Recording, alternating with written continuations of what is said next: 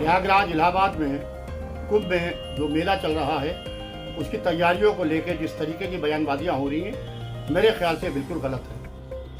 बिस्मिल्लाहिर्रहमानिर्रहीम। जिस तरीके से कुंभ मेले की 55 बीघा जमीन को वक्फ की संपत्ति बताया जा रहा है।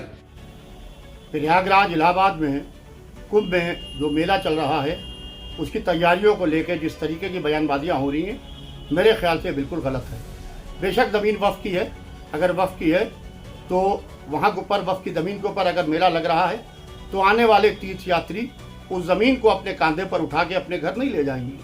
वो अपना वहाँ के ऊपर अपनी इबादत करके अपनी पूजा करके वो वहाँ से वापस चले जाएंगे। इसको कंट्रोवर्सी में डालना किसी भी इबादत को, किसी भी धर्म की, तो मेरे ख्याल से ये बिल्कुल गलत है।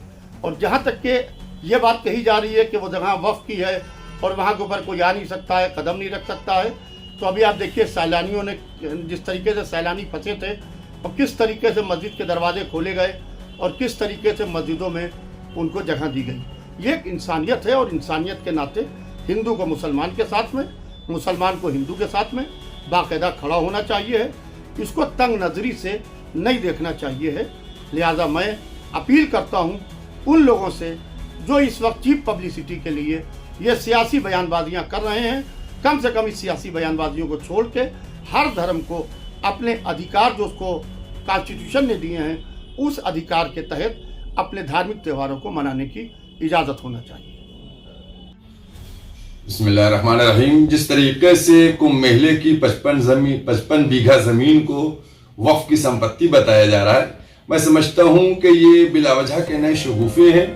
अगर ये वक्फ की संपत्ति है तो इससे पहले जब कुंभ का मेला लगता था तो आपके क्या नजरियात थे? आपकी तरफ से उसमें कुछ किराए की बात की जाती थी या क्या होता था?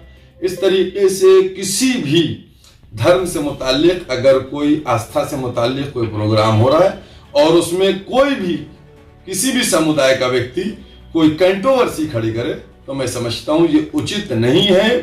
आप अगर वक्फ की जमीन है तो उससे मुताल्लिक मीडिया में बयान ना देके अपने साक्ष्य वहां के डीएम के सामने साक्ष्य प्रस्तुत करके अपनी बात को रखें। इस तरीके से किसी भी धार्मिक मामले को कंट्रोवर्सी में मत डाला जाए।